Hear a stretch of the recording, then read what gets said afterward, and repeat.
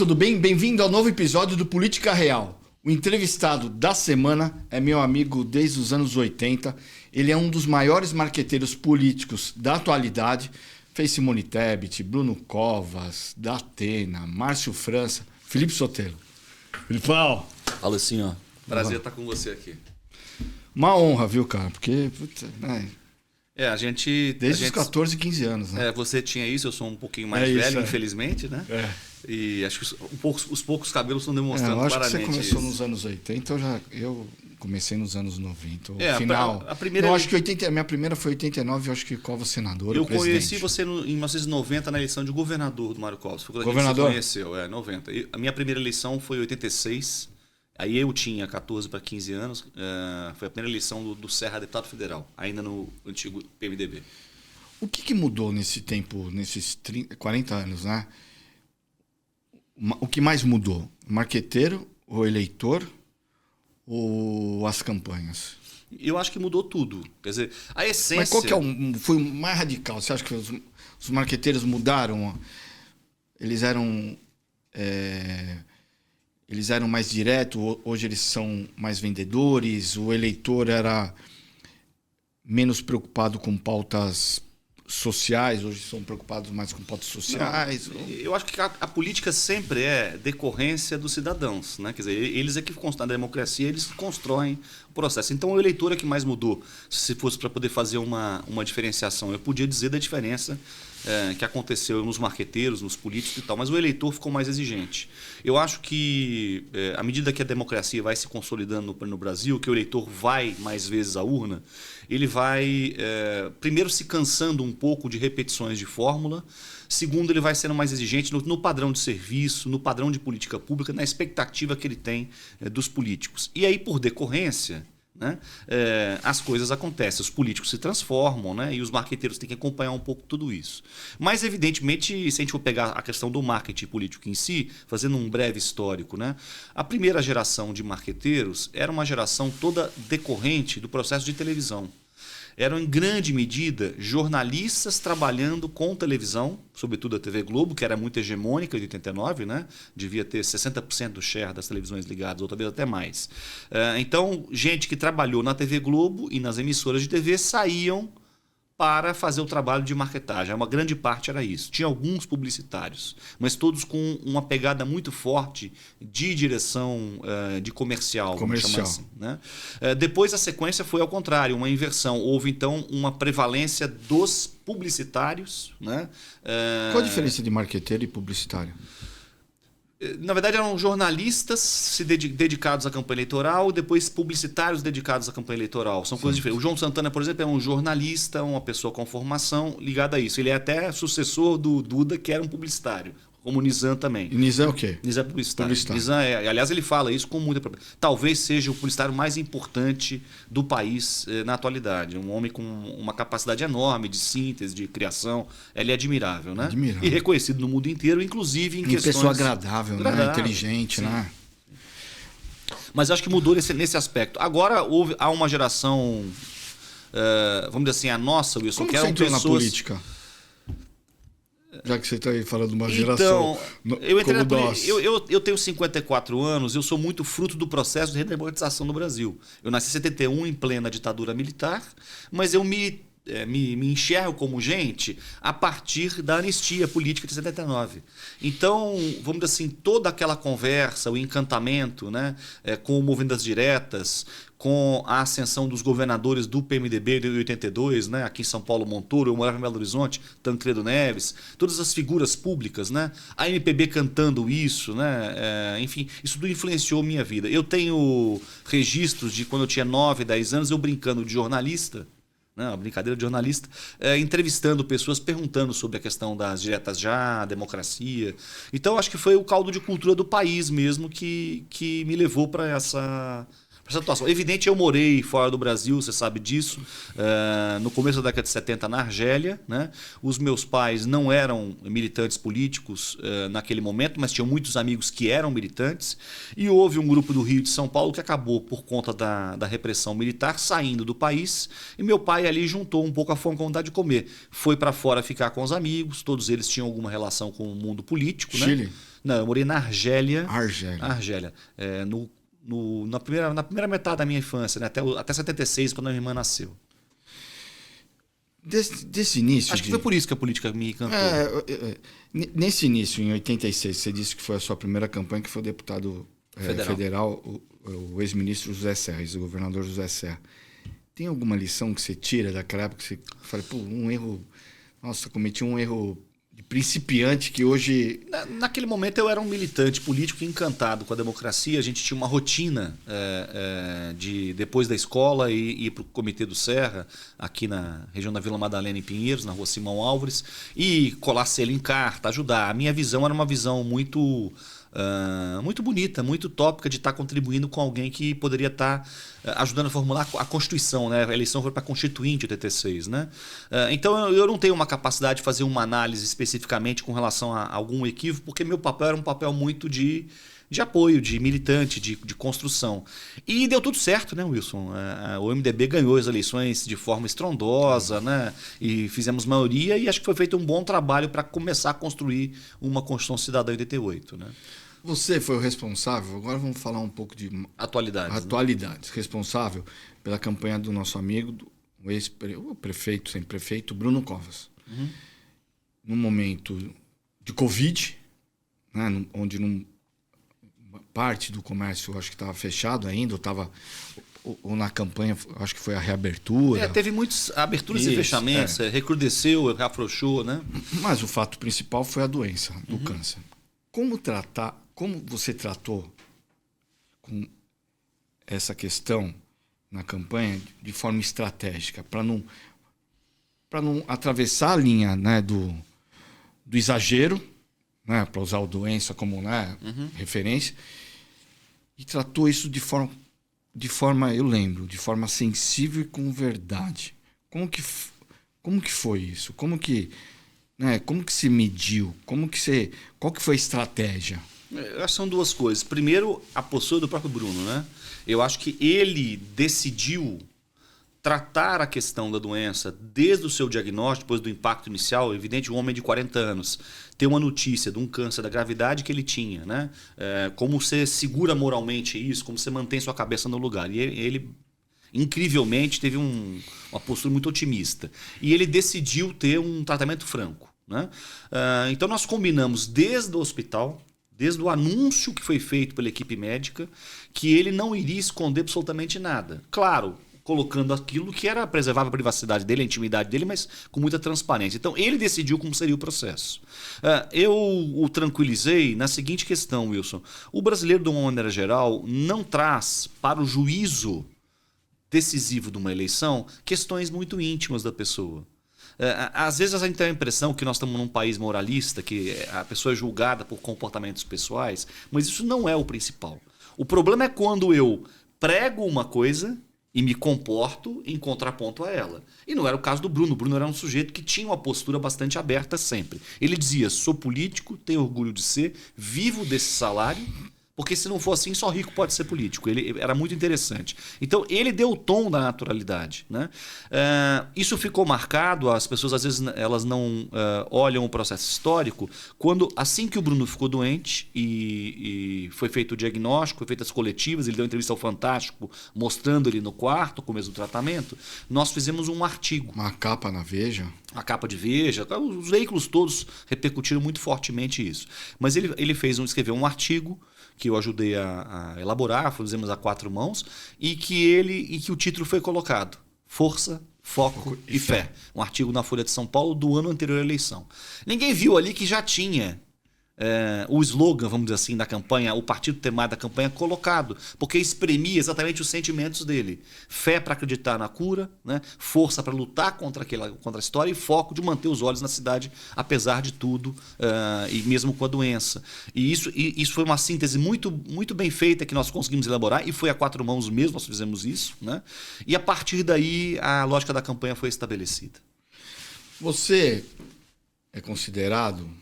Não sei se você se diz isso, mas eu já li em algumas oportunidades o pai da chapa Lula-Geraldo Alckmin. Que é um negócio... Eu sou pai do Antônio e do Miguel, né? E do Matheus, que é meu enteado. De resto, eu não quero ser pai mais de ninguém. Um negócio inimaginável se você me falar. Se você me falasse que isso iria acontecer há, sei lá, não precisa nem ser 10 anos atrás, mas 5 anos não, vai 6 anos atrás, 7 anos atrás, era uma coisa inimaginável pelo que a gente viveu, né? Esse antagonismo PSDB, PT, Geraldo, Lula, até nas disputas presidenciais entre os dois. Como que foi essa costura? De onde veio esse estalo e como foi essa costura? Vamos dizer assim, primeiro que uma situação dessa, com o peso que você está colocando e, vamos dizer assim, com a imprevisibilidade que isso deveria, nem podia imaginar que acontecesse, não tem um pai só. O fato de eu ter tido a ideia e ter verbalizado ela ajudou, em alguma certa medida, mas evidentemente tem outros pais, né? Márcio França foi um político que contribuiu muito para que acontecesse, o Fernando Haddad foi decisivo para esse processo. O Gabriel Chalita, amigo do governador, ajudou muito nesse processo. Tem muitos políticos e gente que trabalha no entorno da esfera pública que contribuiu para acontecer. E, sobretudo, o presidente Lula, que teve a percepção da importância que isso significava, né? Então, se eu tenho algum mérito, foi ter tido, vamos dizer assim, talvez a coragem de ter externalizado isso. Como é que foi essa história? É importante, acho legal esclarecer. Não, e o argumento, eu fiquei querendo saber qual argumento que usaram, não só com o Geraldo porque tinha uma relação mais próxima, mas qual o argumento de convencimento do Geraldo e o argumento de convencimento do Lula? Eu acho que o que tinha em jogo naquele processo, que era, vamos dizer assim, a decisão entre um candidato cujo compromisso com a democracia é sempre duvidoso, é sempre colocado em xeque, né? O presidente Bolsonaro deve ter alguns predicados, mas do ponto de vista de um compromisso claro com a democracia, ele nunca teve efetivamente, né? Questionamento sistemático das urnas e por aí vai. Quer dizer, a questão do 8 de janeiro, não vamos esticar a conversa desse assunto. E isso significava um risco muito grande para o país. Então, houve um espírito público muito elevado, né? Por trás dessa decisão que levou a essa aproximação. Por quê? Porque Geraldo e Lula se reconheciam como, apesar das diferenças, apesar inclusive do confronto muito duro que tiveram na eleição de 2006, que pertenciam ao mesmo campo. Que campo? O campo da defesa intransigente da democracia e eleições diretas no país. E isso foi muito forte para poder acontecer. Eu chamo de chapa Fênix. Porque Geraldo vinha de um processo muito difícil de perda de poder dentro do próprio partido, do PSDB, né? Sendo colocado de lado do processo político. Lula tinha acabado de sair da cadeia, quer dizer, de preso, né? Como grande culpado pelo mensalão. Depois a vida se desenrolou de um outro jeito, né? Ressurgiu. E a junção dos dois deu uma liga, deu uma amálgama muito interessante. E acho que o Geraldo vem cumprindo um papel muito importante no governo federal. Aliás, se me permite, acho que deveria ser mais aproveitado. Mas o argumento principal teve esse. Foi exatamente isso. E tinha uma outra questão importante. O Geraldo... É um negócio mais contra o Bolsonaro do que um projeto de país, então? Eu acho que é uma questão de defesa do campo democrático. Foi bastante séria a liga que deu, foi muito parecida com a liga do movimento de diretas, do movimento que a gente viu nascer, que inspirou inclusive a fundação do PSDB em grande medida. Eu acho que esse foi o componente que mais importante. Sobretudo no momento em que o presidente Lula não conseguiu construir uma chapa com partidos mais ao centro, né? Ele acabou fazendo uma eleição solteira, vamos dizer assim, só com aliados tradicionais, né? Então, Geraldo foi muito importante num primeiro momento para significar uma espécie de carta aos brasileiros, sem precisar ser escrita. E depois Simone, no segundo turno, com quem eu trabalhei na eleição presidencial, foi decisiva, e aí decisiva mesmo, para a vitória tão apertada que aconteceu. Aliás, isso está registrado em vários trabalhos, inclusive no trabalho do Thomas Trauman e do Felipe Nunes, em que eles fazem um trabalho de mineração de dados e análise do processo da eleição de 2022. O apoio dos liberais sociais foi fundamental para o resultado da eleição. Mas o eleitor estava preparado para essa... Para essa chapa? Para essa chapa improvável. Eu acho que o marketing, a comunicação teve que, de alguma forma, trabalhar para normalizar. É improvável, correto? Na política, nada é improvável, né? Mas aquilo era uma questão improvável, porque eram anos de embate político, de acusações, de agressões verbais. Não no fato de... Não na porrada, né? Mas tem uma diferença, Wilson. Sabe qual é a diferença? Mas os dois campos conversavam. Mais do que só conversa, eu acho que nós estamos entrando num ambiente complexo com a questão da internet e redes sociais. Deixa eu tentar me explicar. A campanha permanente sempre existiu. A política não tem vácuo, ela só muda de volume. Quer dizer, na eleição a gente está num volume muito alto, acabou a eleição, você continua fazendo trabalho, mas não está no zero o dial, mas está lá no meio. Hoje em dia está sendo no 10 o tempo inteiro. Quer dizer, acabou a eleição, dia seguinte o pau está comendo, como se não tivesse acontecido o processo eleitoral. Eu acho que falta um pouco de compreensão, e aí é da sociedade. Porque os políticos e os atores políticos são reflexos da sociedade. De que é importante... Se a sociedade continuar comprando esse decibéis, vai continuar esse decibéis. Exatamente. O que é latente se vende, vai. Então o que eu acho assim... Se gosta de volume alto, vão entregar volume alto. Né? O professor que nem numa balada, né? Exatamente. Se gosta desse tipo de música, vai tocar esse tipo de música. O professor Lavagem vai falar uma coisa muito inteligente aqui, é diminuiu a responsabilidade das lideranças com o processo. Eu acho que quando você termina uma eleição, o perdedor tem a obrigação de pegar o telefone, ligar ao vencedor, desejar boa sorte. Não importa qual espectro seja. Né? Na Argentina, nós vimos um processo de ruptura enorme, mas nós vimos o presidente comparecer na posse do Milei. O Boulos ligou pro Bruno, né? Claro que sim, ligou. A gente estava, inclusive, nós estávamos pessoalmente nessa situação. Foi muito bonito. Aliás, foi quando nós comemoramos a vitória. Foi na sua casa. O Bruno só quis dar declaração depois que eu acho que o Boulos ligasse. Depois que o Guilherme ligou para ele e reconheceu a derrota, um gesto bonito, o Bruno comemorou. Ele não comemorou nenhum milímetro. Claro, estava feliz, porque vinha urna, os resultados, né? E ele teve uma conquista importante, né? Pela primeira vez na história, no primeiro turno, ele ganhou em todas as zonas eleitorais. Nem o Dória, que ganhou no primeiro turno, conseguiu essa façanha. O Dória perdeu em uma. Perdeu em duas. Em duas? Duas na Zona Sul de São Paulo. Uma eleição que você chefiou foi muito boa. Mas eu acho que falta um pouco de uma certa institucionalidade democrática que é fundamental, que nós temos de cobrar nas nossas lideranças. Acabou a eleição, é preciso baixar um pouco a bola para dar tempo do governo se organizar, preparar o trabalho e entrar em campo. Eu acho que nós perdemos um pouco essa lógica. Esse campo de batalha político, que está lembrando uma guerra e não uma conversa dura e direta, né? Zé Dirceu conversava com a Luísio Nunes. Claro que um PSDB, outro PT. Isso não significava como assim, não ter uma certa... um certo teatro as eleições, no sentido de que você precisa agudizar as diferenças. E está certo. Na eleição, isso chega no seu pico. Mas você precisa diminuir a carga depois. Você precisa dar um tempo das coisas acontecerem. A oposição tem que fazer seu trabalho, não tenha dúvida. Não tem democracia forte sem oposição forte.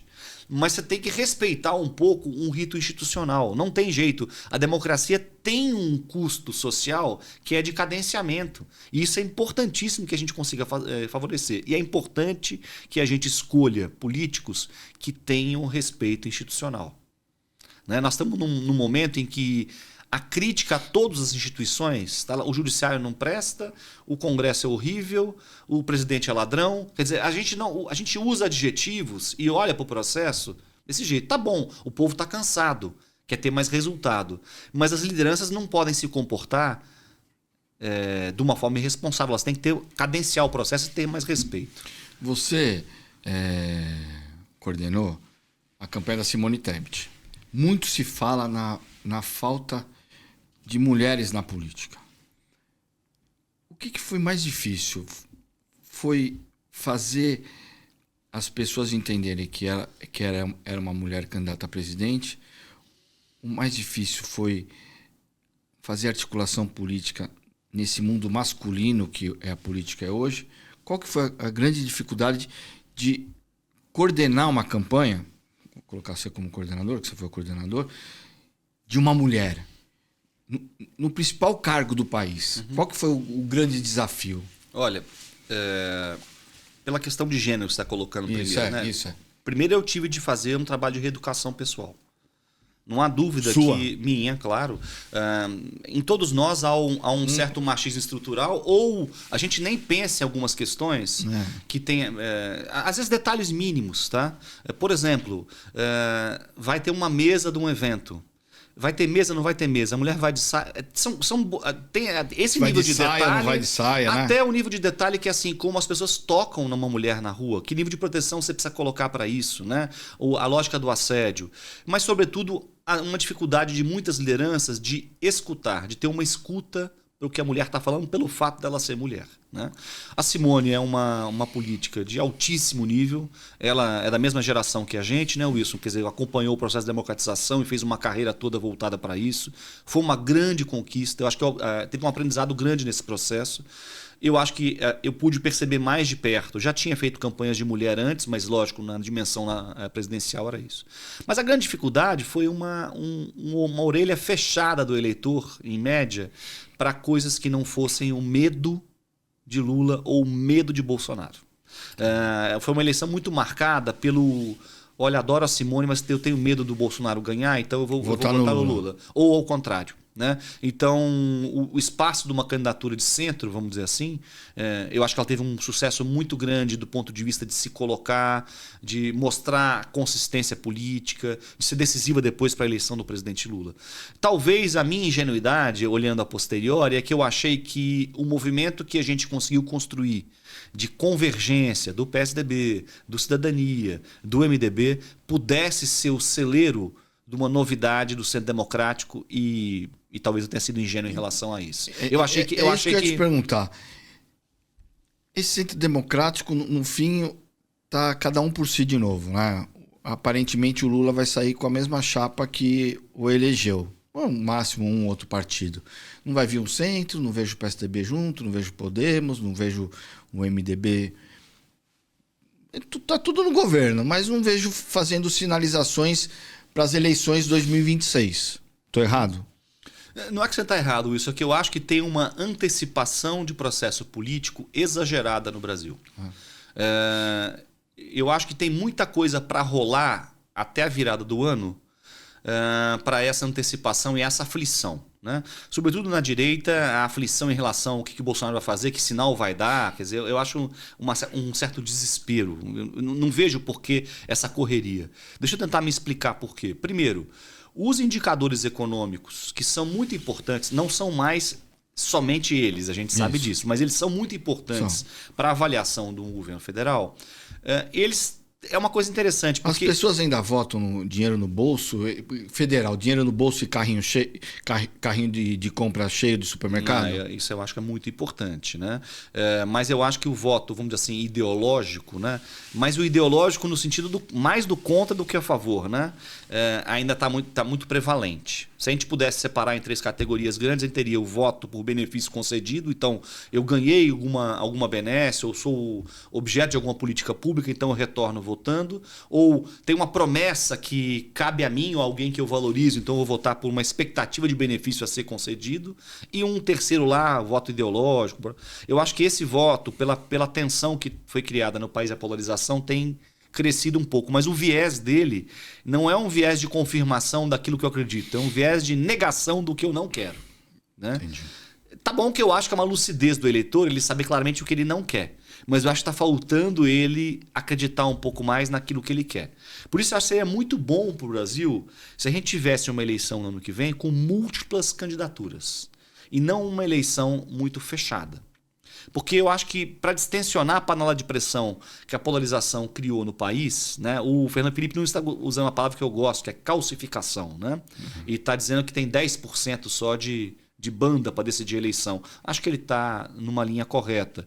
Mas mais alternativas ajudariam um pouco a isso. E forçariam uma negociação de segundo turno mais consistente. Então isso seria bom para o país se os partidos decidissem ter candidaturas avulsas. Vai acontecer? Não sei.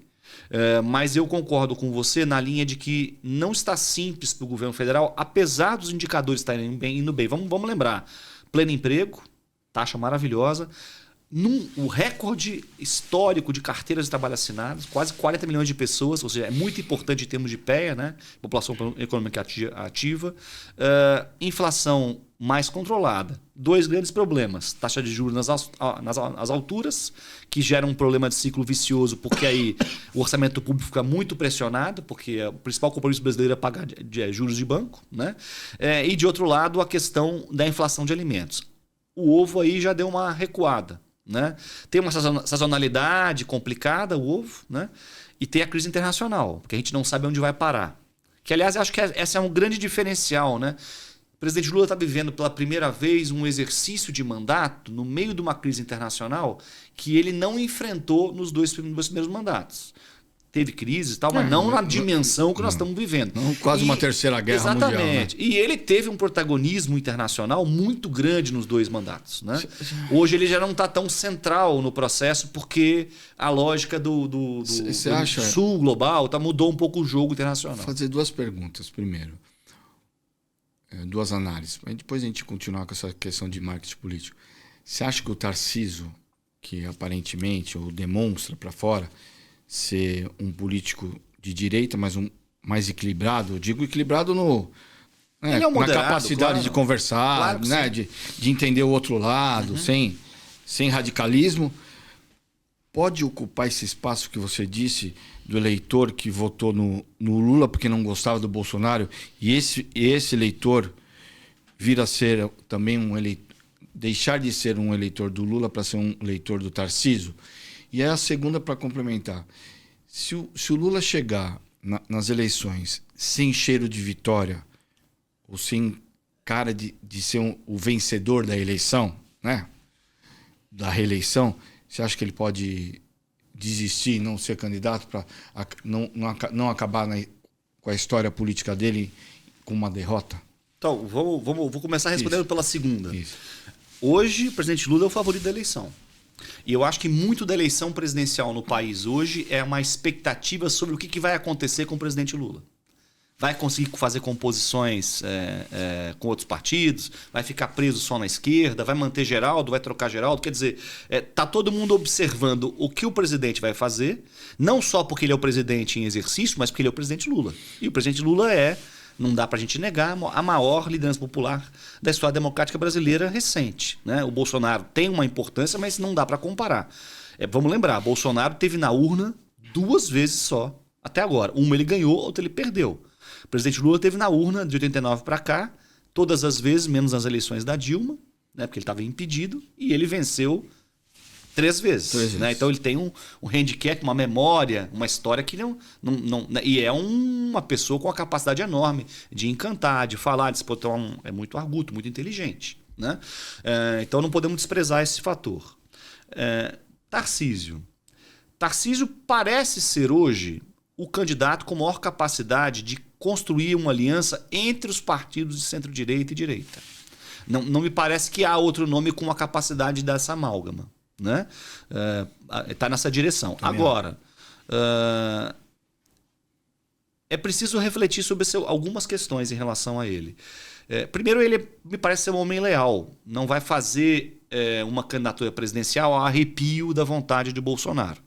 Se Bolsonaro vai se convencer em, vamos dizer assim, abençoá-lo, para usar uma palavra que está na moda, infelizmente, essa mistura que eu acho muito ruim da política com a religião. Aliás, ainda bem que os evangélicos estão reagindo contra isso. Né? Existe um sentimento latente na comunidade evangélica do exagero do uso de Deus e da religião no processo político. Eu acho uma sabedoria enorme que o povo está dando de lição para alguns que acham que é só falar 2, 3 salmos aqui que vai se conectar com esse público, né? Tem um afastamento.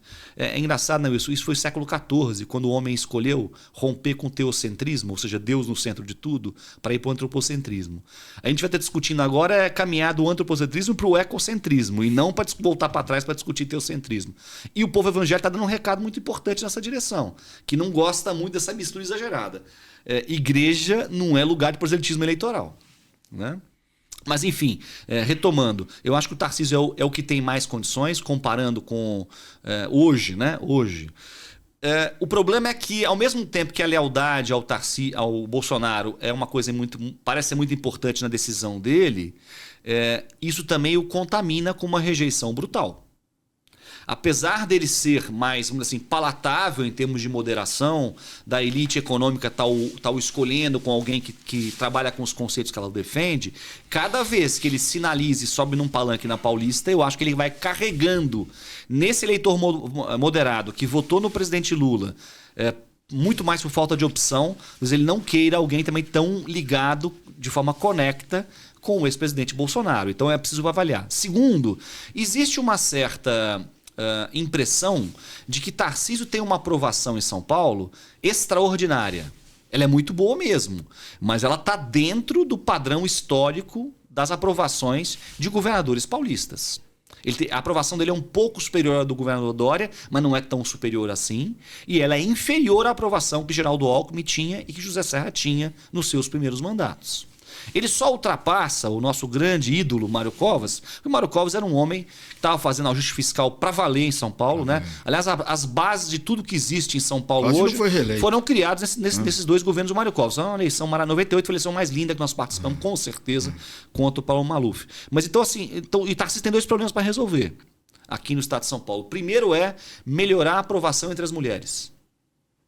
Porque a aprovação dele entre as mulheres é quase 10 pontos inferior ao dos homens. É muito significativo. Eu não me lembro de outro governador que tenha tido um problema tão grande. Ao contrário, a maior parte dos governadores paulistas tinha uma aprovação superior às mulheres do que nos homens. Inclusive Dória. Para a questão da defesa da vacina, sobretudo. Segundo, uma diferença de aprovação muito marcada entre capital e interior. Sempre os governadores paulistas têm a aprovação maior no interior, mas nunca houve uma diferença tão grande quanto acontece hoje. Então, eu acho que o programa social que ele desenhou e está trabalhando é um pouco uma tentativa de dar uma resposta justamente a essa questão. Por outro lado, ele tem uma virtude, que é a questão da segurança pública, que é um assunto que tem pautado muito a cabeça do eleitor brasileiro hoje e que o Estado de São Paulo tem, apesar de ter tido algum recuo recente em números de indicadores de homicídio e letalidade policial, sobretudo, ele tem bons números para mostrar, né, porque ele continuou a curva progressiva de redução de homicídios. Vamos lembrar que São Paulo já teve na casa dos 35 por 100 mil, nós estamos hoje na casa dos 6, 5, o que é padrão europeu, né? E falando em campanha, voltando para a campanha, você foi o cara de comunicação da campanha do Datena. Não vou perguntar da campanha, vou mandar um abraço pro Datena, meu amigo Datena. Cara, naquele dia da cadeirada, vamos falar da cadeirada. Quando você viu aquela cena, o que veio na tua cabeça naquela hora? Qual que foi a estratégia? O que veio na cabeça e qual foi a estratégia para diminuir aquele fato, né? Que eu acho que para o Datena não ficou, sei lá, não sei se ficou ruim, ficou bom, não sei. Ao contrário, ele recuperou uma certa dignidade. Eu acho. Deixa eu te dizer, é evidente que ninguém aqui vai defender. Mas é um fato que, né? Não, foi marcante. Que veio na hora, assim? Não, eu acho que até todo mundo se surpreendeu um pouco com o ferramental, o fato de pegar uma cadeira aí, né? Então. Porque ele já tinha ameaçado uma outra vez e ir pra cima e tal, mas era um negócio mais, né? Vamos lá. Eu acho assim, o Datena é uma pessoa incrível, pessoalmente. Eu não tinha relação com ele. Eu adoro ele. Eu conheci ele. Eu fui para a campanha do Datena com o objetivo de tentar ajudar o PSDB a fazer 2 vereadores. Era uma tentativa de tentar se manter no jogo. Não funcionou, não deu certo. O Datena é uma espécie de anticandidato no sentido de que ele não encaixa muito no figurino do que se espera de um político, né? Eu acho que ele fez o esforço dele tentando cumprir dentro das limitações da personalidade dele, né? Para essa função. Agora, é um homem com uma visão de mundo interessantíssima e tal. A cadeirada foi uma situação muito específica. Né? Ela foi resultado de um acúmulo de agressões que o Pablo Marçal desferiu contra ele. Naquele debate em si, ele fez uma coisa, Wilson, que é muito complicada. Ele chamou o Datena de Jack, que na linguagem de cadeia, quer dizer, um candidato a prefeito de São Paulo usa um linguajar de cadeia para se referir a outro. E não houve da percepção pela TV Cultura, né, do que significava aquilo. E eu alertei chamar duas vezes a mediação, dizendo, olha, o sujeito está reiteradas vezes chamando o sujeito de uma coisa muito grave. Vocês não estão percebendo porque a linguagem é linguagem de cadeia. Então você vê, olha a confusão. E o Datena não se aguentou. Ele é um sujeito muito autêntico. E ele tem sangue na veia. Correu o sangue dele, ele quis matar o cara. Quer dizer, foi literalmente isso. Ele me falou, Felipe, esse cara tá me provocando. Eu falei, Datena, segura a onda e tal, mas assim, vai pra cima dele. Ele tinha de reagir. Ele tinha de reagir. Ele já vinha de uma situação de pessoas dizendo que ele tinha alguma questão processual, judicial, invenções foram feitas, mentiras sistemáticas. Né? Então ele teve uma reação humana. Eu acho que ele não teve uma reação de candidato, mas teve uma reação de homem, uma reação humana diante de uma agressão que ele considerou ultrapassando todos os limites. Aí eu acho que passou da conta mesmo, Pablo Marçal. E que lição que você tira? Porque outros Pablo Marçais podem aparecer agora, né? A internet tá cheia de Pablos Marçais agora. E eu tenho o sentimento muitas vezes que as pessoas ainda continuam procurando gente fora da política. Não, eu acho que a coisa de procurar gente fora da política institucional e trazer para poder angariar novos apoios é uma estratégia antiga. O próprio PL e o próprio presidente Valdemar sempre foi alguém que foi buscar no mundo Mas era para candidato a vereador, deputado. Não, o Tiririca, não para majoritário. O Tiririca, pera, o Tiririca nunca foi candidato a prefeito, governador. Pouco, o Pablo foi Marçal para fazer chapa. O Pablo Marçal foi candidato em decorrência das últimas brechas do nosso sistema eleitoral. O que é o PRTB? É nada. Com todo respeito aos partidos, o PRTB não representa ninguém. Né? E ele não tem condição de sobreviver no tempo em razão das cláusulas de barreira corretamente aplicadas, acho até muito atenuadas. Devia ser mais efetivo isso. O Brasil não pode ter tanto partido político assim. Tem que ter partido diferente. Aliás, eu quero elogiar, por exemplo, o MBL. Porque o MBL é um partido de natureza digital, vamos chamar assim, de militância digital, está diluído nos partidos, sobretudo centro-direita do Brasil fez essa opção. Eu não concordo com as práticas do ponto de vista do constrangimento ilegal em entrevista ou do uso indevido de imagem. Eu acho que é trazer uma lógica CQC para a política. Ou você é jornalista ou você é político. Essa coisa de fingir que é antissistema ganhando salário como vereador, acho uma coisa esquisita. Né? Ou transformar o seu gabinete numa agência de publicidade e produtora de vídeo e não de construção de legislação, de pautas. Que é o trabalho que precisa. Difundir imagem é uma coisa fundamental, mas confundir política com marketing, como se elas fossem iguais, me parece uma coisa bastante perigosa. A política é uma ciência, é uma arte, é uma atividade humana de administração do Estado, de decidir como se administra a sociedade. Ela não é o teatro permanente, cênico do audiovisual. Mas você não acha que nós estamos caminhando para algo onde a boa pauta vai ficar em segundo plano para um bom corte? Não, mas espera um pouquinho, deixa eu terminar. Eu estou elogiando o MBL no sentido de estar formando um partido novo. Eu acho que é a coragem de institucionalizar uma visão de mundo num partido político e tentar na eleição do ano que vem, acho que eles vão conseguir, porque já conseguiram as assinaturas mínimas, né? Tem agora um rito administrativo, mas me parece que eles vão ter condição de estar no pleito de 26. Eu acho uma coisa corajosa, porque você mostra a cara para valer. Nós somos assim, pensamos assim. E o Renan é muito inteligente, né? Enfim, essa é uma coisa que eu acho interessante. E eu prefiro um método Pode assim. não gostar da prática, mas o Renan é inteligente para burro. Não, veja, eu não estou aqui tirando mérito de ninguém. Eu estou, inclusive, elogiando. Né? Eu acho que é melhor a gente ter as pessoas dentro do sistema do que fora. Eu sou um cara... Eu não gosto muito do proibicionismo, eu gosto das coisas institucionalizadas dentro da estrutura. Né? Isso é melhor para a democracia. É mais claro, eu sei quem você é, eu sei o que você representa, eu não estou disfarçado. Né? Que é a crítica que eu faço um pouco a esse raciocínio que eu não gosto muito de chamar de bolsonarismo. Porque assim, o que é o bolsonarismo? É o PL? É o sobrenome. Então, mas é um personalismo desmedido. Né? Não existe o lulismo também? Eu não sei, eu acho que existe o petismo. O lulismo é uma construção de oposição da direita. Eu não vejo dessa forma. Ele é a pessoa mais forte do PT, tem um tamponamento de renovação de liderança, mas o PT é um partido orgânico. Se tem algum partido para valer no Brasil, chama Partido dos Trabalhadores. Né? A gente pode não gostar, divergir, e eu não sou petista, nunca fui. Né? Aliás, sempre estive na trincheira de oposição ao PT a maior parte da minha vida. Votei no presidente Lula 2 vezes, em 89 contra o presidente Collor e agora contra o presidente Bolsonaro. Isso é sabido, não tem nenhum problema de falar isso, mas eu nunca fui petista. E o que você acha da PEC acabando com a reeleição? Olha, tem um negócio falando de eleição. Esse assunto é interessante porque assim tá na lógica do simplismo que a gente vive hoje, né, Wilson? Olha, juntar as eleições. Primeiro vamos lá.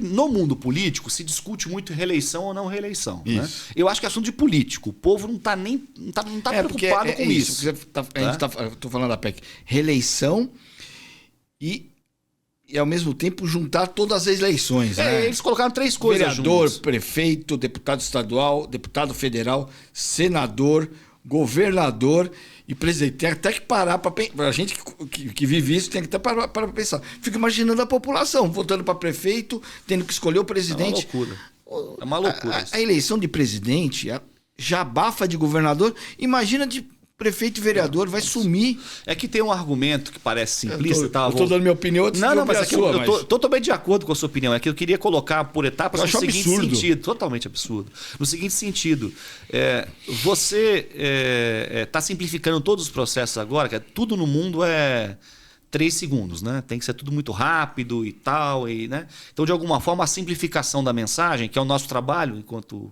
atividade política, às vezes ela cria uma simplicidade. E a política é complexa, ela é desgastante, ela é cotidiana. Né? Soluções complexas para problemas complexos. Não tem solução simples para coisa complexa. Aliás, isso é uma boa dica. Né? Se alguém te oferecer uma solução para uma coisa muito complexa, ele está mentindo. Tá mentindo. Você já sabe de cara que é mentira. Não adianta. Né? Mas, enfim... Aquela história, quando o fulano, eu era subprefeito, vinha a pessoa falando, olha, eu vim aqui, peço isso há 30 anos. Mas, meu filho, você está pedindo há 30 anos, ninguém resolveu até hoje, é porque não... difícil. Então, né? Mas é isso, né? Então tem essa coisa. Então a simplificação. Então o cara pode parecer, juntar as eleições, isso vai economizar dinheiro. A gente, esse negócio é chato, já resolve de uma vez só. Fica essa coisa do simplismo, né, na cabeça das pessoas. Agora, é tudo mentira. Não, o prefeito vai ter que gastar o triplo. Para aparecer. Pra aparecer. Se o mundo hoje é guerra pela atenção, imagina o impulsionamento. Quem vai ficar rico é o Google. Já fica rico não, né? Vai só concentrar um pouquinho mais, né? Meta, Google e Quanto tudo que eles isso. receberam na eleição passada? A Meta recebeu, só ela diretamente, mais de 200 milhões. Se somarmos os distribuidores, vamos chegar a 300 milhões. Hoje o custo que... é tudo do fundo eleitoral. Tudo fundo eleitoral. Até porque o dinheiro é todo por dentro, graças a Deus, em relação a isso. Né? Eu sou dos que defendem o financiamento público eleitoral. Eu acho que mudou muito o trabalho da eleição. Estou te falando, muito se fala do fundo eleitoral. Hoje, maior parte do dinheiro não é mais para marqueteiro, não é mais para... não é mais para material de campanha, não é mais para equipe de rua. É para o Google. 300 milhões. O Google foi de fora da eleição nessa. Ele não aceitou o Google Ads. A Meta só que ficou. Isso, a Meta. Ficou falando quase, a Meta. quase um monopólio. Meta. A gente teve um monopólio de mídia na eleição. É Meta. Então, a 300 milhões, tá? O segundo maior fornecedor da eleição é 18 milhões. Porque um partido escolheu fazer prestação de contas unificado, é até inteligente a estratégia, e então unificou em escritórios de contabilidade e advocacia o dinheiro. Você vê a diferença. Né? E é engraçado, porque o custo do sistema eleitoral, vamos arredondar para 15 bilhões, só para poder... Isso. 10 bilhões é a justiça. 5 são os partidos e toda a discussão, a atividade fim da política. Isso. E aí, quando você vai falar de juntar eleições, sabe que vai economizar dinheiro. A Justiça Eleitoral não dá conta nem de julgar as eleições da forma como elas são hoje. Por quê? Porque os fatos são novos, a velocidade é muito maior, o aparato judicial tem que estar muito mais equipado para isso. Você imagina votar em 7, 8, quando foi 2 senadores, votos simultâneos. É uma loucura. Quantos governadores esse e prefeitos não são eleitos e processo rolando e vai ser cassado depois de 2 anos? As coisas não se realizam na eleição, é um absurdo. É meio que uma fraude à vontade do eleitor. Mas eu acho mais sério, você colocou esse assunto, eu acho que ele é uma afronta ao federalismo. Quando a gente vota tudo junto, a gente empastela as eleições e vira uma coisa sem muita importância. Você disse uma coisa que eu defendo. Eu acho que só o fato de termos eleição presidencial e governador juntos já faz os estados terem uma importância muito pequena na discussão da coisa das pessoas. Quando sobra tempo, eu penso no governador. Eu estou discutindo Lula e Bolsonaro, Simone, Ciro, tal, mas não estou pensando em mais nada além disso. E 10 dias antes, tem que votar para governador também, tem que votar para senador, e federal, e estadual. É muito pouco tempo para isso. E o que significaria a gente ir votar a cada 5 anos, Wilson. No mundo moderno como o nosso, que as coisas mudam todo dia, você esperar 5 anos para poder fazer uma correção de rumo? O correto seria votar para prefeito e vereador. 2 anos depois, governador, deputados estaduais. 2 anos depois, presidente, federais e senadores. Isso. E você fazer esse ciclo. Né? Inclusive, não existe nenhum lugar do mundo democracia consolidada, unificação de voto. Você vota para a cidade no momento e nos países que não tem Estado, por exemplo, que tem eleição só local e eleição nacional. Você não faz a eleição junto. Você acredita que isso vai ser aprovado? Eu acho que existia uma certa energia por conta da questão da reeleição ser meio consolidada entre os políticos que... Mas aqui a pesquisa da Datafolha mostrou uma realidade diferente, né? O povo aprova... Aliás, os resultados eleitorais... O povo aprova a reeleição. É claro. 80%, 90%. Mais que 80% dos prefeitos foram reeleitos. E eu acho, eu tenho uma visão divergente, eu acho que a eleição é boa. O que eu não gosto é a volta. Eu acho que a gente tinha de fazer um trabalho mais parecido com os americanos. Eu acho que o cara foi presidente 2 vezes. Muito obrigado, contribuiu com o país. Vai montar seu instituto, vai trabalhar ajudando o país em temas menos ligados ao dia a dia. Os americanos são inteligentes nisso. Aliás, lá também tem as midterms, eleições intermediárias. O presidente não governa com o mesmo Congresso o período inteiro. Ele tem um refresco no meio, quer dizer, um refresco. Ou um problema ou um refresco. Isso. Ele pode confirmar a maioria ou não. Né? O voto de recall, mecanismos melhores disso. A reforma que o Brasil precisava, Wilson, era o voto distrital misto. Era mudar a forma como a gente elege os nossos parlamentares, vereadores estaduais e federais, para ter uma aderência maior do parlamentar à sua base eleitoral e a gente conhecer mais com quem nós estamos votando. Né? E eu gosto do misto, porque o misto permite que as questões comezinhas mais locais, às vezes atrapalham uma discussão mais aberta. Né? E no Brasil sempre é isso, né? Mais ou menos poder ao Brasília, essa é a discussão que a gente está tendo. Então eu acho que se tiver um equilíbrio, ter uma lista em que você tem o cara da cultura, o cara da saúde, o cara ligado a segmentos, sindicato, professores. Você refresca um pouco e cria uma lógica mais inteligente. Essa é a reforma eleitoral que o Brasil precisava. O resto é tudo arremedo. Chegando perto do nosso fim aqui, o eleitor hoje ele quer mais entretenimento por conta das redes sociais ou ainda o plano de governo tem alguma importância? As ideias têm alguma importância? Eu acho que as ideias sempre têm importância, porque eu costumo dizer o seguinte, de forma simplificada, existe uma jornada do eleitor em direção à urna. Essa jornada tem 3 etapas, de uma maneira geral. A primeira é uma etapa emocional, uma etapa de empatia. É tornar o nosso candidato, nosso cliente, o político, que as pessoas gostem dele. Não tem a ver com decidir votar, tem a ver com ele estar num plano de esse cara é um cara legal, gosto dele. Tá? Depois que você constrói essa jornada inicial, você tem uma jornada de racionalidade. Eu preciso fazer a pessoa ter argumentos para justificar por que ela gostou da pessoa. Porque a gente gosta de outro ser humano, às vezes sem muita explicação. E não tem a ver se o cara é de um jeito ou de outro. Você foi com a cara dele, você teve uma empatia por ele. Isso é o primeiro. Depois a gente precisa de argumentos para justificar. Ele é legal, ele é gente fina, ele é bonito, ele é inteligente. Quais são as razões? E o programa de governo ajuda por demais para construir razões. Né? Razões para além de questões mais superficiais. Olha, eu defendo o presidente Bolsonaro porque ele quer que mais pessoas tenham armas no Brasil. Eu sou contra isso. Né? Trabalhei, aliás, na campanha derrotada do voto sim contra as armas. Que o maior erro dessa campanha foi esse. Né? De uma certa ingenuidade, as ONGs que cuidavam do desarmamento, elas queriam declarar sim pela vida e não às armas. Então a gente votou sim contra. É uma coisa meio estranha. Mas, enfim, tem esse segundo. E a terceira etapa, que é o mais importante, isso que eu chamo de consentimento social. Esse conjunto de razões que ajudam a fortalecer e justificar porque eu gostei de uma pessoa, começam a performar na sociedade. Eu falo com o meu vizinho, ele fala, pô, que também achei legal essa ideia. Você começa a ter no seu grupo consentimento social para declarar o voto e de ser defensor. E aí, quando você percorre essas 3 etapas, você fechou. Porque depois que o cara toma uma decisão, é muito difícil mudar de ideia. Muito difícil mudar de ideia. Principalmente mulher, né? Eu acho que todos nós temos uma dificuldade muito grande de mudar de ideia.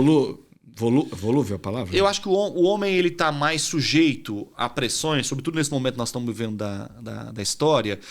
Então ele tem mais swinger votes, tem mais gente. Mas eu acho que também quando você se arraiga numa decisão, é difícil você mudar ela.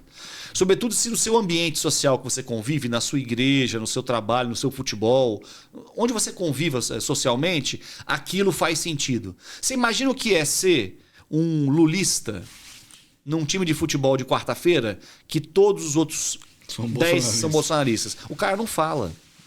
Ele pensa duas vezes. E isso está acontecendo muito no país, né? Eu tenho medo de expressar a minha opinião porque, eventualmente, ela me dá uma punição social. Então, essa jornada do eleitor é muito importante. O entretenimento é fundamental? Sempre foi. O humor é fundamental? Sempre foi. Então, mas o humor... Né? Fala esse negócio do humor, porque tem muito político... Me responde duas perguntas. Político consegue sobreviver fora... Ou campanhas políticas conseguem sobreviver com político fora do Instagram, do TikTok? E outra coisa... Não está banalizando demais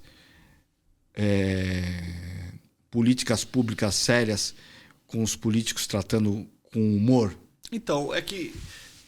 Vamos pensar assim, o humor sempre foi um instrumento importantíssimo de eleição, de marketing. Seja no jornalismo com as charges, que está a capacidade crítica maravilhosa, com os programas de humor, com tudo isso. Seja nas músicas que provocavam certas situações e criavam contradição, colocavam o adversário em xeque.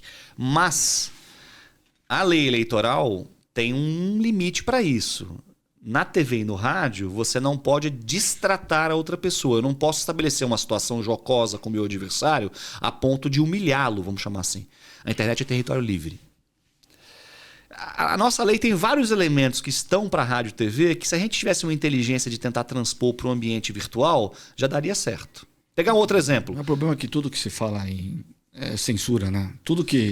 Qualquer regra que tem que se colocar em redes sociais vira uma discussão. Mas não tem a ver com censura. isso, porque ao eleitor, a livre iniciativa do eleitor não pode ser travada. O eleitor pode se manifestar da forma como ele achar que deve. Ele vai pagar e vai responder pelas questões que ele fizer. Agora, aos candidatos, as suas redes, a sua emissão, isso não é censura. É estabelecer qual é a regra do jogo. A regra do jogo vale a crítica, vale a anedota, vale o humor, mas eu não posso humilhar o terceiro. Eu acho uma regra muito importante de civilidade democrática. Que já acontece na TV. A TV e o rádio já tem esse ambiente. A gente já tem. Eu acho que o receituário para estabelecer um ambiente mais civilizado na internet está dado pelas regras anteriores. Por exemplo, Wilson,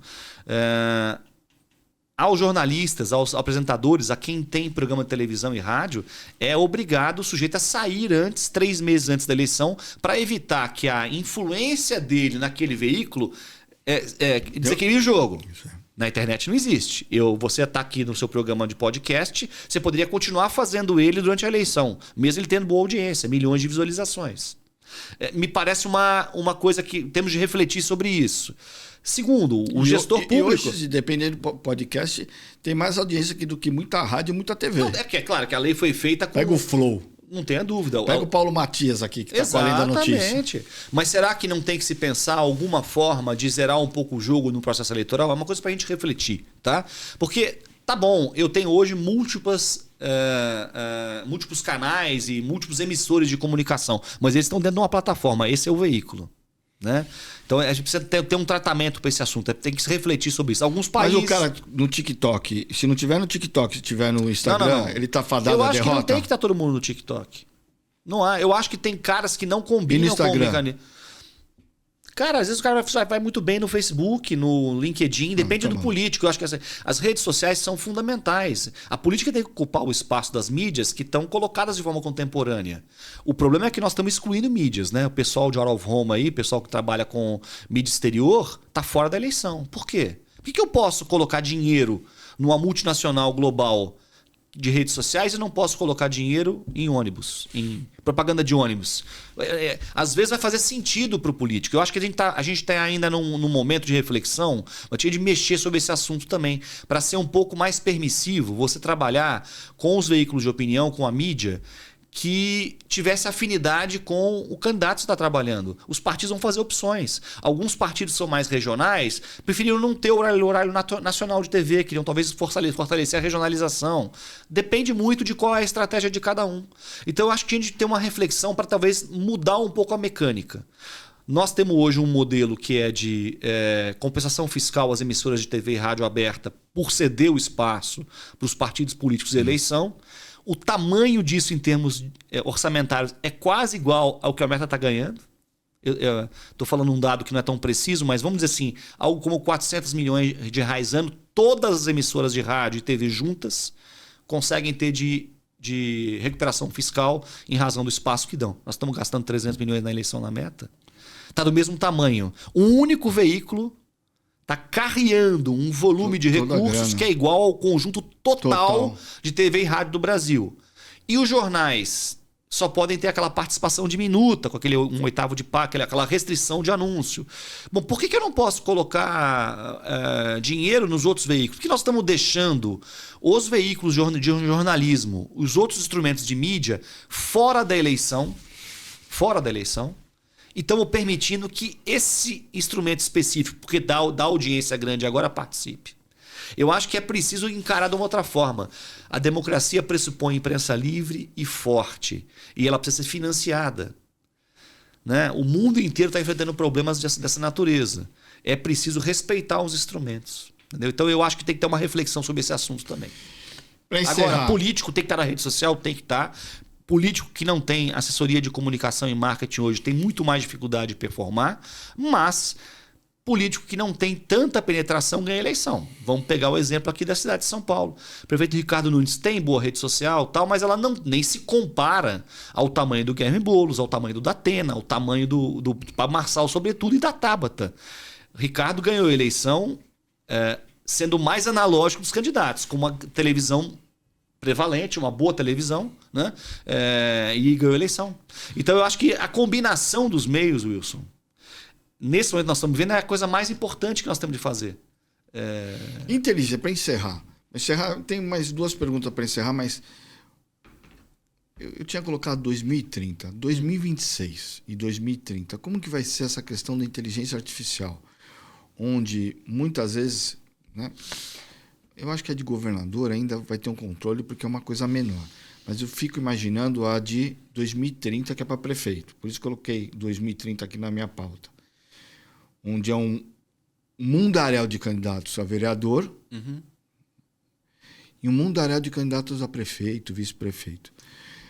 Hoje, você abre a internet, muitas vezes, se você não é uma pessoa que tem discernimento ou capacidade de consultar, ou pelo menos o GPT mesmo, ou o Google, para saber se aquilo é verdade, porque o vídeo é a pessoa falando, né?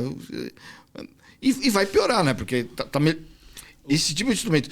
Como que vai ser as campanhas políticas e como que a gente vai... Os eleitores vão conseguir ter o discernimento de saber o que é real e o que não é real? Então, eu acho que você está tocando um assunto muito importante e que obriga a gente a fazer uma digressão um pouquinho mais longa do que dar uma resposta tão direta, por 2 razões. Primeiro, eu acho que nós estamos chegando num momento, que parece meio distópico, mas ele já chegou, do presente, que nós vamos ter que colocar na Constituição Federal uma diferenciação entre humanos e seres não humanos. Parece uma loucura, mas não é não. Porque é preciso garantir que os direitos humanos fiquem adstritos e exclusivos para quem é gente.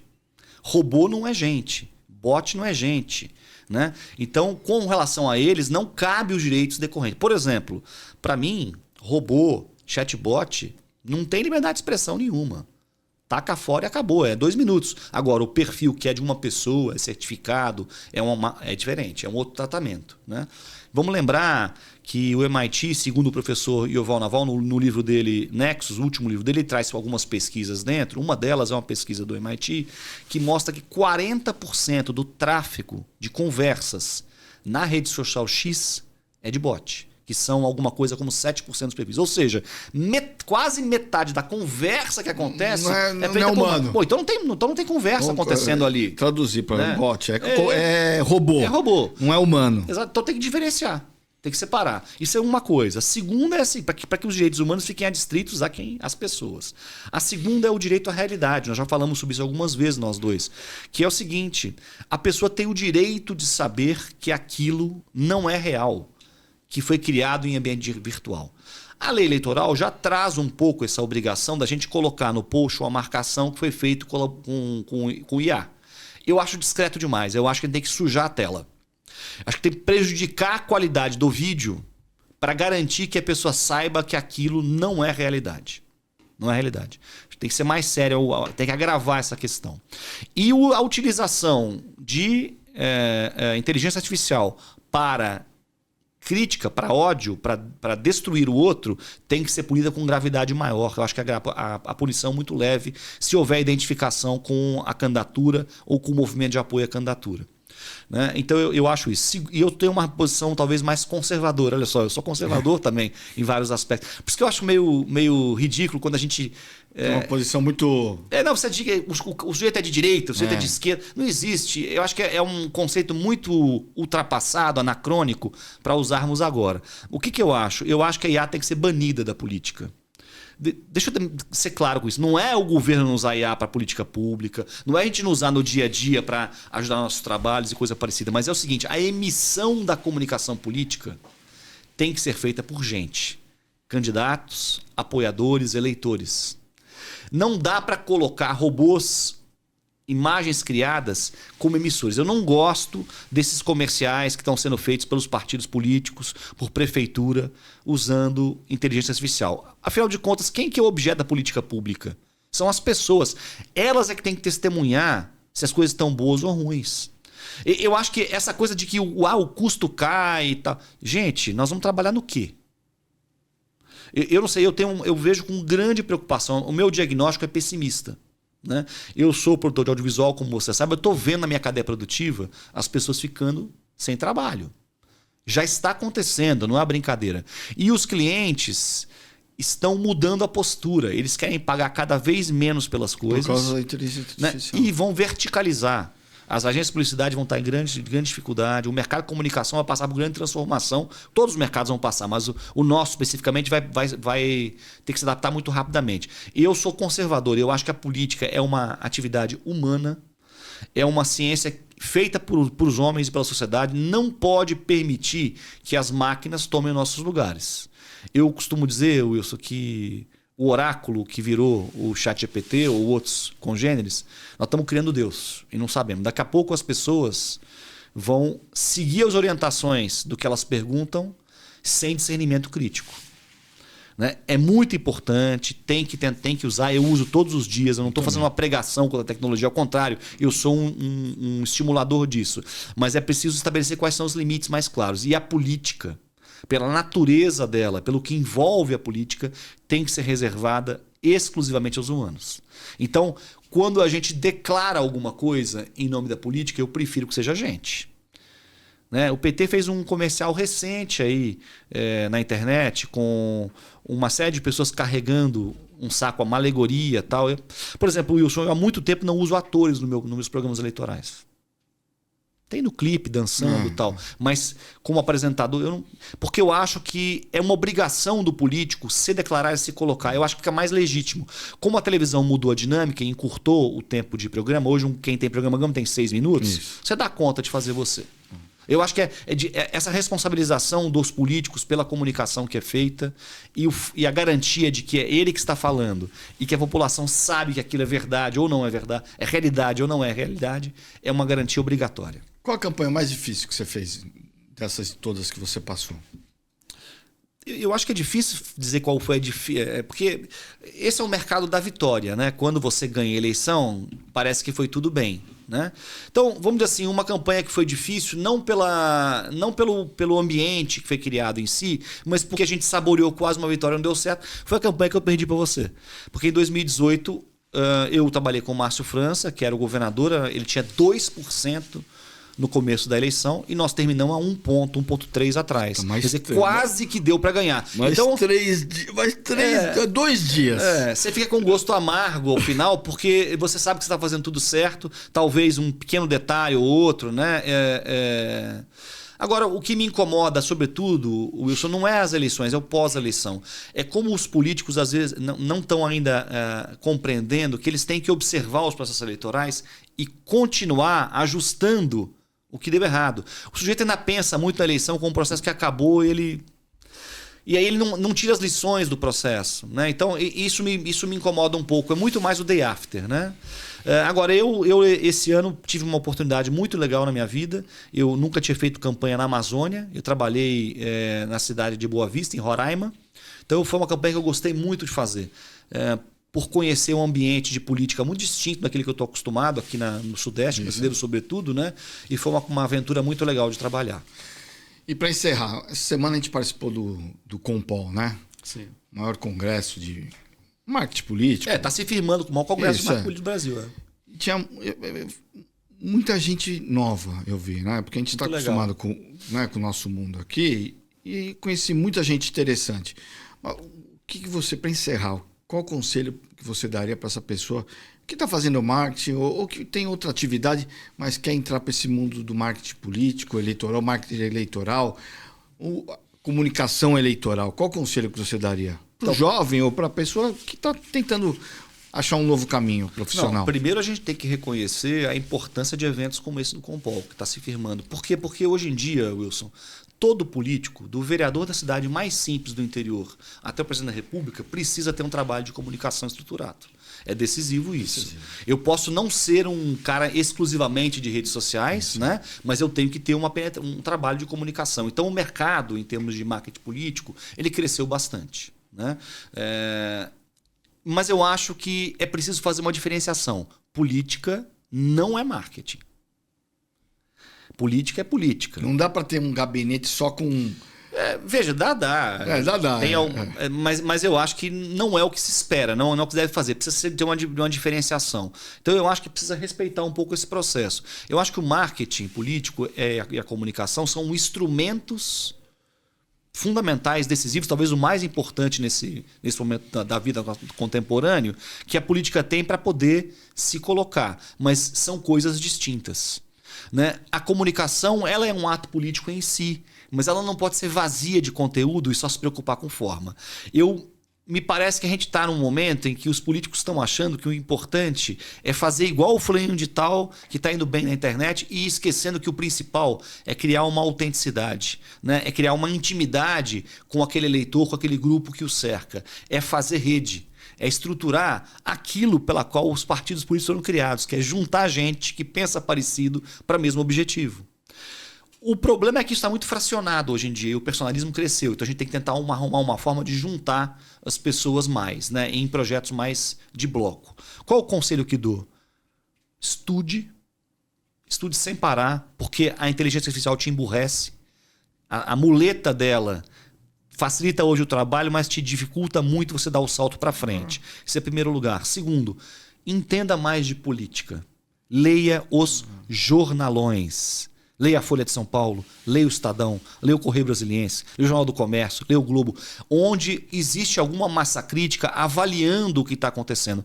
Não tenha preguiça de ler. E lê com a mente aberta. Aberta. Não leia só tentando ter uma visão de direita ou de esquerda. Ter uma visão de mundo. Exatamente. De mundo, para aprender. Precisa ler dos dois lados. Eu acho que o cara que é profissional de comunicação e marketing, ele tem a obrigação de não estar preso na bolha, que até ele trabalha. Eu, por exemplo, sou um cara mais identificado com trabalhos ligados à área mais central, né? Mas eu estou lendo gente à direita e lendo à esquerda o tempo inteiro, porque a gente não fica muito preso nesse processo. Não, né?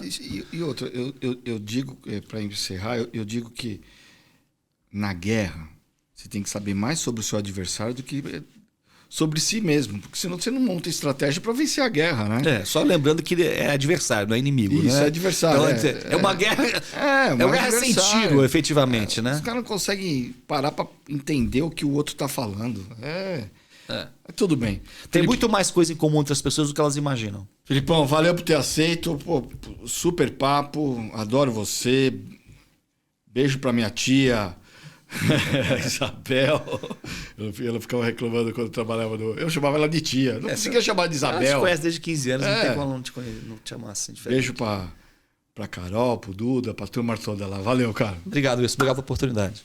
Obrigado você que nos acompanhou nesse novo episódio do Política Real. O entrevistado Felipe Soteiro, cara manja tudo de política e marketing eleitoral.